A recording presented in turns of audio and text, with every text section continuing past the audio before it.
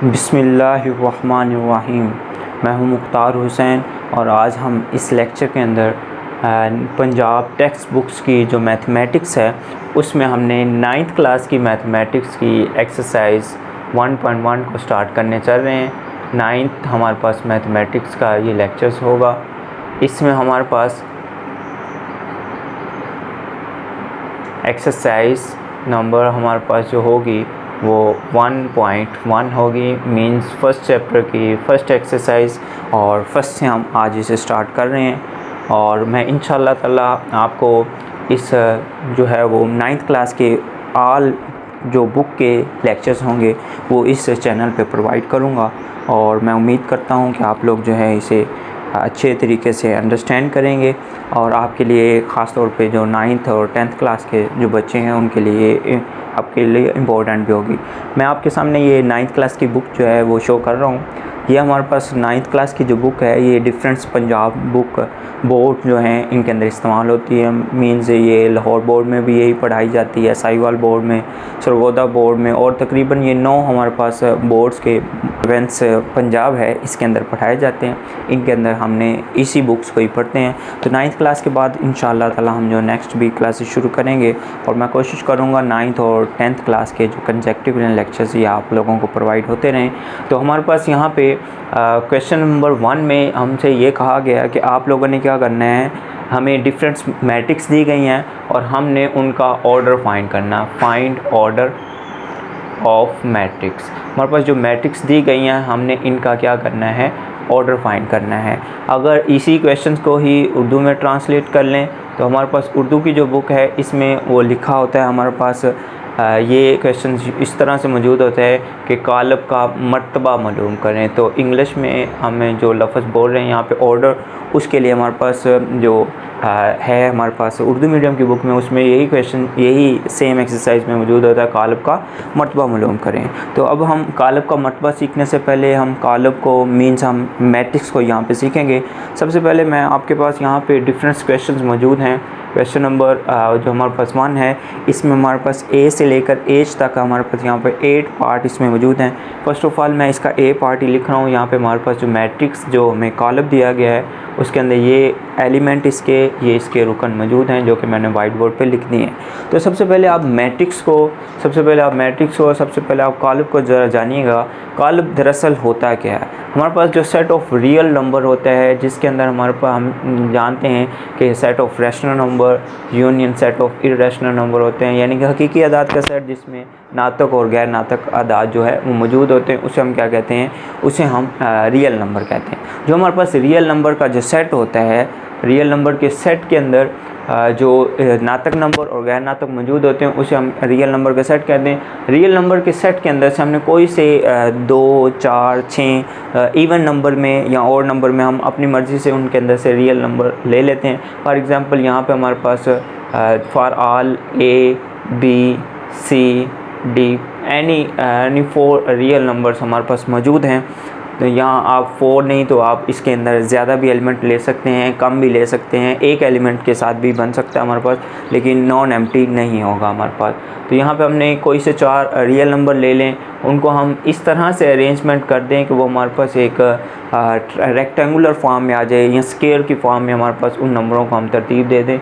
मैं इनकी ज़रा ये मैंने जानबूझकर A, B, C, D की बजाय मैंने इनकी पोजीशन चेंज की कि पोजीशन चेंज भी हो सकते हैं, हो सकता है A इस जगह पे, B इस जगह पे। ये कोई ख़ास बात नहीं है कि क्योंकि ऑर्डरिंग की ख़ास बात होती है कि अलाइनमेंट और कॉलम में जो है इसकी अरेंजमेंट बिल्कुल बेहतर हो।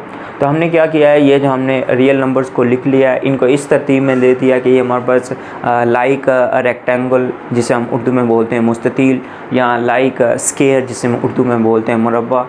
तो हमने मुस्ततील नमा या मुरब्बा नमा या रेक्टेंगल नमा या स्क्वायर नमा हमने इनकी शेप लिखने के बाद जब हम इसे ब्रैकेट में बंद कर देते हैं तो ये जो हमने नंबर्स को रियल नंबर को लिखने का तरीका होता है या एक ऑर्डिनरी हमारे पास एक मेथड है, इसको हम बोलते हैं कि ये हमारे पास एक मैट्रिक्स है, और इसी मैट्रिक्स को ही हम उर्दू में बोलते हैं कॉलम। तो ये हमारे पास एक मैट्रिक्स या एक कॉलम को रिप्रेजेंट किया जाता है।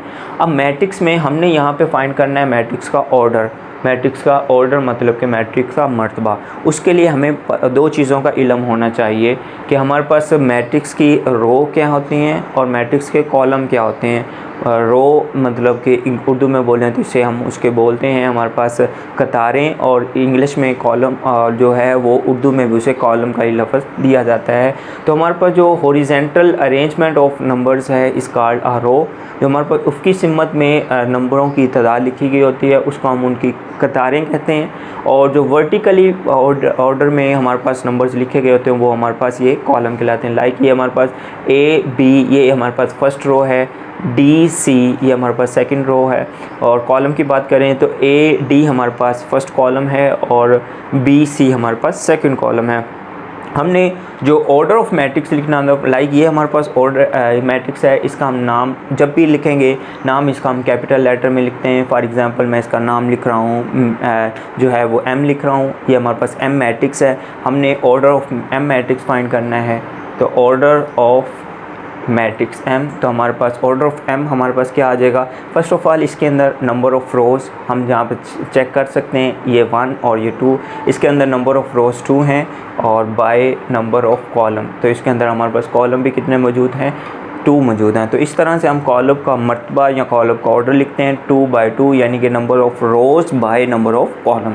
तो यहाँ पे हमारे पास जो कॉलम मौजूद है इसको हम ऑर्डर मालूम करना चाहेंगे, तो ऑर्डर ऑफ़ इस कॉलम का हमारे पास नेम जो है वो ए है। Order of A is equal to हमारे पास इसके अंदर भी यहाँ पे देख सकते हैं एक हमारे पास रो नज़र आ रही है हमें, दूसरी भी रो, 2 रो हमें यहाँ पे नज़र आ रही हैं, यानी कि 2 कतारें और 2 ही कॉलम नज़र आ रहे हैं। तो इसका ऑर्डर क्या होगा, 2 बाई 2 होगा। सिमिलरली यहाँ पे हमारे पास और भी बहुत सारे क्वेश्चंस हैं, इनमें मैं अभी जो यहाँ पे मौजूद है मेरे पास पार्ट ई वो मैं यहाँ पे राइट कर रहा हूँ। पार्ट ई में हमारे पास जो मैट्रिक्स दिया गया उसके अंदर एलिमेंट हैं ए डी बी ई और उसके बाद सी एफ़ मौजूद हैं। हमने इसी कॉलम का ऑर्डर यहाँ हमने मर्तबा बताना है। तो इंग्लिश मीडियम में ये मैंने लिखने का तरीका बता दिया, मैं उर्दू मीडियम में इसे ज़रा लिख देता हूँ। तो हम बोलेंगे कॉलम जो हमारे पास ई है का मर्तबा, कॉलम ई का जो मर्तबा है उसे हम देखने के लिए देखेंगे हमारे पास 1 2 3 हमें यहाँ पे नज़र आ रही हैं कि 3 कतारें, यहाँ पे 3 कतारें हैं। और कॉलम की बात करें अप एंड डाउन, ये हमारे पास फर्स्ट कॉलम ये सेकंड कॉलम, इसका मतलब यहाँ पे 3 कॉलम और दो हमारे पास रोज़ हैं। तो जब भी हमने मर्तबा या ऑर्डर लिखना होता है फर्स्ट ऑफ़ ऑल हम नंबर ऑफ़ रोज़ लिखते हैं, जो कि हमारे पास यहाँ पे देख रहे हैं 3 है, तो 3 बाय अब हमारे पास यहाँ पे कॉलम कितने हैं, जो कॉलम है 2। तो इसका मतलब ये हुआ कि हमारे पास जो कॉलम है इसका ऑर्डर कितना है, इसका मर्तबा कितना है, 3 बाई 2। सिमिलरली इसके रिमेनिंग पार्ट्स जो हैं वो भी हम यहाँ पे चेक कर सकते हैं। यहाँ पे हमारे पास एक एफ़ कॉलम है, ये लास्ट हम इस क्वेश्चन का जो है वो क्वेश्चन करके हम नेक्स्ट क्वेश्चन की तरफ चलते हैं। इस कॉलम के अंदर हमारे पास जो मर्तबा है वो हम देख रहे हैं कि हमारे पास ऑर्डर ऑफ एफ़ जो हमारे पास मैट्रिक्स है इसका ऑर्डर हमें नज़र आ रहा है कि हमारे पास 1 ही इसमें रो है एंड 1 बाय हमारे पास इसमें कॉलम जो है वो भी 1 मौजूद है। तो इसका ऑर्डर हमारे पास क्या होगा, 1 बाय 1 है। तो इसके रिमेनिंग जो पार्ट्स हैं, जो कि आपके पास रिमेनिंग 5 पार्ट्स हैं, वो आप लोग खुद से कोशिश कीजिएगा उनको कंप्लीट करने की।